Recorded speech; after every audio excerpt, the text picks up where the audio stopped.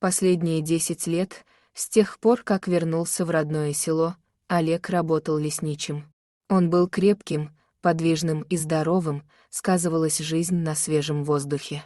Жил он в родительском доме, который достался ему по наследству от матери. Дом был крепким, кирпичным. Когда-то Олег сам помогал маме его построить рядом со старой, уже развалившейся от времени избой, дал денег, нанял бригаду и сам контролировал весь процесс. Как раз он тогда был в долгосрочном отпуске. Зарплата по тем временам у Олега была очень приличная, он был военным. Ему очень хотелось, чтобы мама пожила подольше в хорошем доме с удобствами. Но не суждено было. И 3 лет она не прожила на новом месте. Поэтому Олег, когда оставил службу и ушел на пенсию, переехал жить в деревню. Одно было плохо, совсем у него не осталось родственников, он доживал свой век самостоятельно. Олег Романович служил мичманом на одном из кораблей Северного флота. Жена давно от него ушла. Не нравилось супруге ждать мужа по полгода на берегу. Ни ласкового холодного моря, суровый заполярный край она, уроженка юга, так и не смогла полюбить. Однажды не выдержала и укатила к родителям Ставропольский край, даже записки не оставив мужу на прощание. Мичман, узнав об этом, погоревал, а потом опять ушел в плавание, развелись они заочно, что называется. Не было у них ни общего имущества, ни детей, и Олег полностью без остатка посвятил свою дальнейшую жизнь служению родине. Став пенсионером, он понял, кожей ощутил, что тянет его в родные места, в Сибирь, в тайгу. И решил уехать туда, в тот самый дом, что когда-то построил для матери.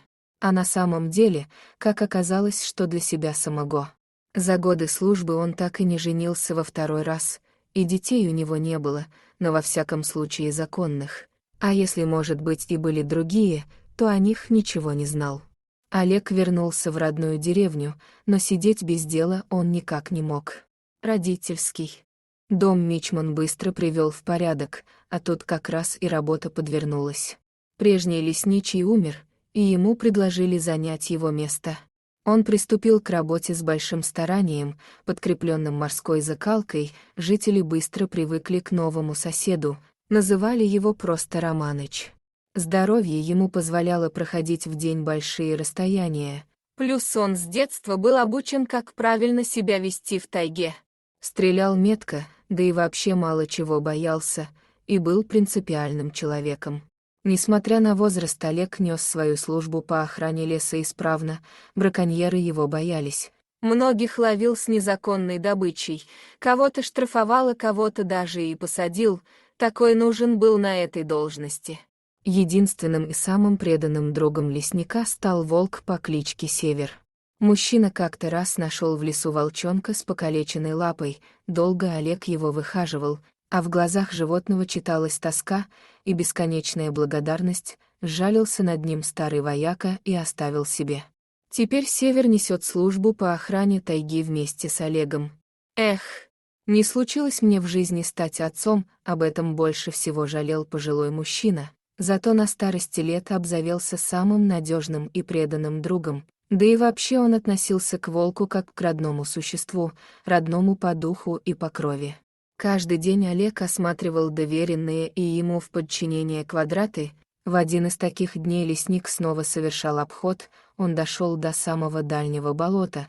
Волк Север, как всегда, убежал вперед своего хозяина, что-то вынюхивая по дороге, а через какое-то время волк вдруг внезапно возник на лесной просеке, он ждал хозяина. Умные желтые глаза зверя смотрели на Олега с мольбой. «Ты чего, дружище? Что-то случилось?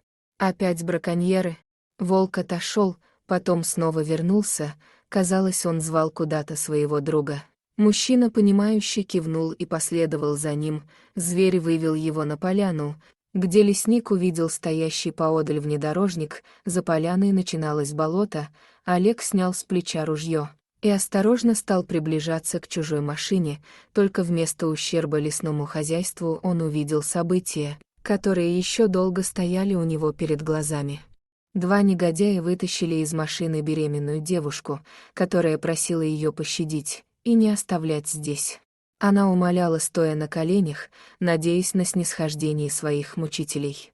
Она клялась, что ничего не знает, ни про деньги, ни про какого-то Игоря, и еще говорила, что будет молчать. И никому ничего не скажет, если они оставят ее в живых. Но негодяй велел ей заткнуться. Олег больше не мог наблюдать за этой сценой и выскочил с ружьем наперевес перед девушкой, загораживая ее собой. Крепкие парни взглядом оценили Олега и предложили ему быстро и тихо уйти, а не быстро решать свои дела и тоже уедут.